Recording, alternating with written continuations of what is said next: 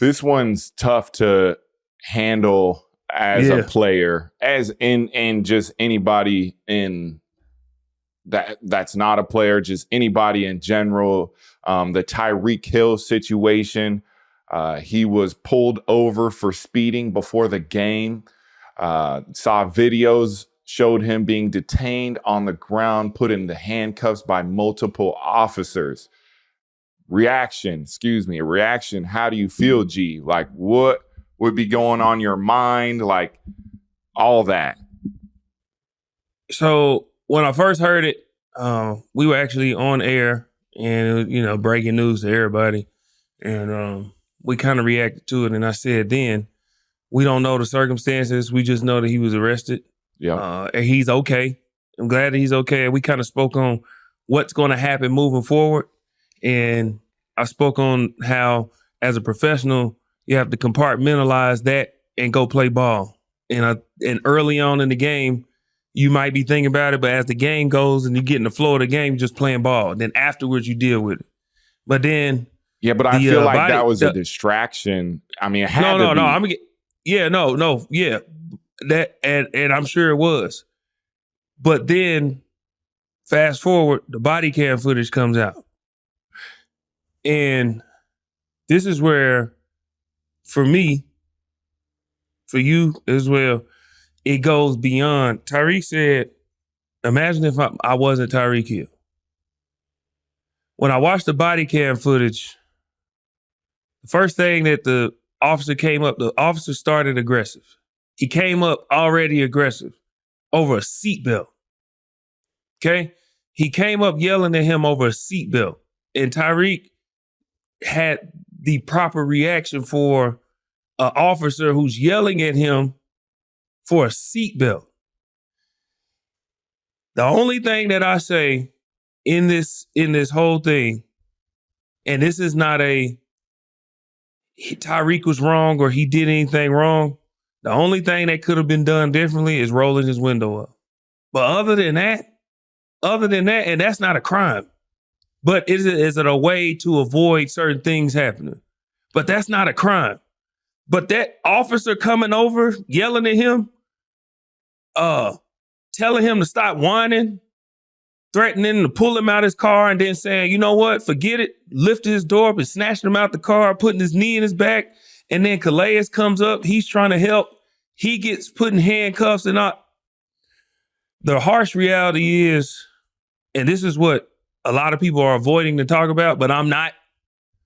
The harsh reality is us, with this skin color, we have to operate and move a certain way. In our minds, with how I raise my kids, we always have to be on high alert that we're not allowed to be and operate and move a certain way. And it's unfortunate that we even have to think like that. When I get pulled over, I know there's a protocol. I can't just get pulled over and say, oh, hey, officer, here's my stuff. I have to worry about, okay, where are my hands at? Where are my hands at? Can he see my hands? What about my tone? Make sure everything's in order. Ask before I can reach for anything. Can I have your license registration? Hey, officer, I'm going to reach for my stuff right here. I ain't got nothing in the car. I'm just reaching. Is it okay? The fact that when Tyreek Hill said, imagine if I wasn't Tyreek Hill, that's what he didn't say. That's what he wanted to say. Is that being a black man in America, that's the harsh reality of what we have to deal with. And it was a whole bunch of overly aggressive officers for no reason. And it's unfortunate. And I'm glad that he's okay. I'm glad that Calais was okay. But when I'm watching it, there was a situation in 2017, I'll say maybe. My son, he had just started driving and he got pulled over. He was coming to the game because he used to, be a ball boy for the Bucks and help out. He was coming to the game. It was his first time getting pulled over. And I live in the suburbs in Tampa, and the officer pulled him over. And he called me why he got pulled over. And he was like, Pops, I'm in a situation now that you tried to prepare me for that I thought I was ready for, but I wasn't ready for. And he said he took my license registration and he was asking me these questions. And he asked, before I gave him my license registration, I knew it was in my backpack. And my backpack was in the front seat.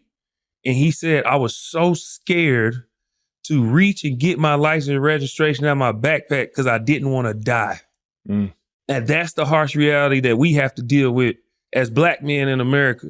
And that's what Tyreek wanted to say that he didn't say. But I'm going to say it because I've seen it, that I've had to deal with it. And my son, who was crying when he called me over a basic traffic stop, he knew he had to reach for his license and registration and get it out his backpack. But he was so scared to reach for his license because of the things we've seen in this country. And it's unfortunate, but it's a reality that we have to deal with. And that video, it was too much, man. And I'm just glad Tyreek's okay. I'm glad Calais is okay. And it's very unfortunate that happened. So yeah.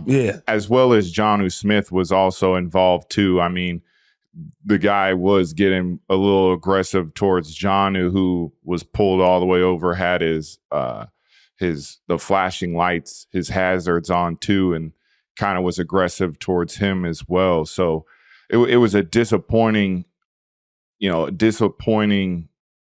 The whole thing was disappointing, right? Yeah, very disappointing. Could have been very, it could have been just, give him the ticket on the way. But unfortunately, it got escalated to that. And luckily, to another point, that Tyreek was able to get his agent who lived in Florida, Drew Rosenhaus, to go down and go on to the scene. Like, what a, advocate.